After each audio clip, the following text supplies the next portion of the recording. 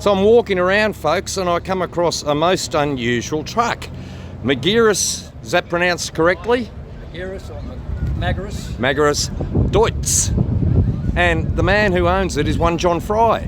John, how are you? Very good, thank you. Good, mate. Tell me about this truck. Well, it's a bit of a long passion I've had. My father drove one similar to this in the 60s for a guy called Ted Price in Tatura. Anyway, when I got to a stage in life, I thought I'd like to do up one of these, so I picked this one up from Lockhart, from a guy by the name of Peter Cromp, sitting in his yard, the old Birkinshaw yard in Lockhart, and then started the restoration. It's been about 12 years to get it to this stage. There wouldn't have been too many of them floating around with it, John? No, in the 60s, they were pretty popular because they're a very powerful truck compared to petrol motor internationals and that type of thing. Okay, in turn, what sort of power? Tell us a bit about the motor. Well, this is an air-cooled V8. I think by the spec sheet it's supposed to be 265 horsepower. This one's a bogie drive air over hydraulic braking system. It's just air-cooled. It's which in itself is very, very unusual. Yes. But they obviously handled the Australian climate.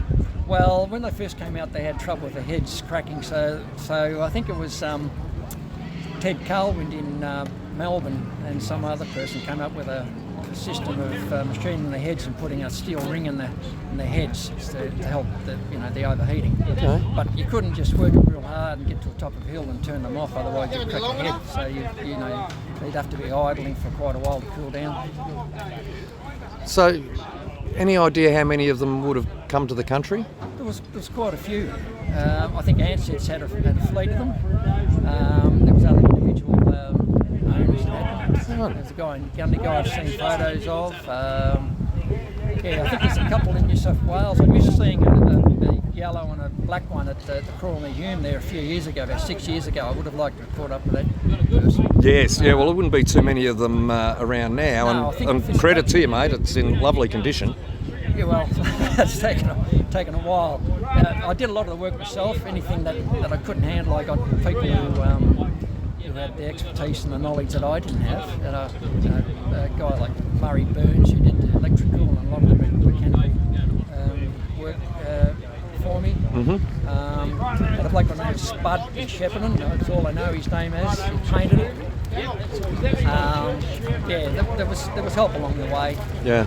A few people. So what's your background, John? Oh well, I started my working life off at Shep Motor Panel. Worked for old Dick Haywood, straightening truck chassis when they were smashed up. So I had a little bit of an idea of how to pull trucks apart and put them together. And then my father, Lindsay Fry, he drove for Knights for quite a few years, but various other firms. And then we had a couple of trucks that subbed for Knights. So I drove one truck, an E-Series Volvo, for a couple of years, and I got married, and then I went back to doing engineering again.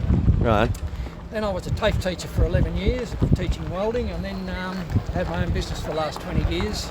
And so then I retired a couple of years ago, and now I'm just enjoying bringing the truck around to the shows. Yes. Mate, she's lovely and she's different, and you're keeping the history alive. Well, I go, not putting anything on Max and Kenworth, but there's a lot of them around, and I just thought, well, there's a lot of them.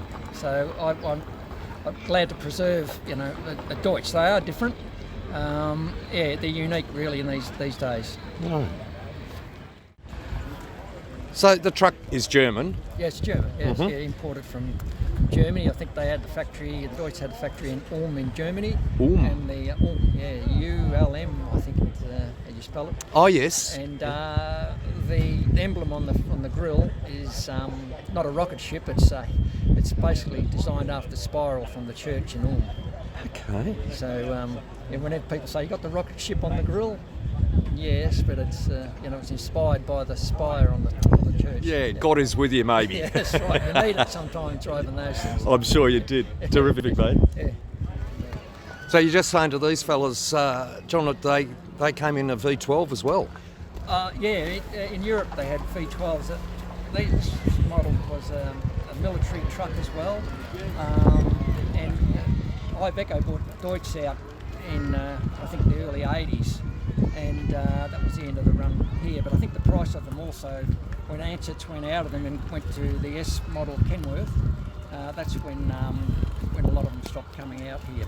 And it was all about price, I think, what they were worth and what you could do with them. Yes, yeah. Fascinating. Thank you for keeping the history alive. Oh, my Really pleasure. appreciate it, John. Thank you, mate. Nice to talk to you.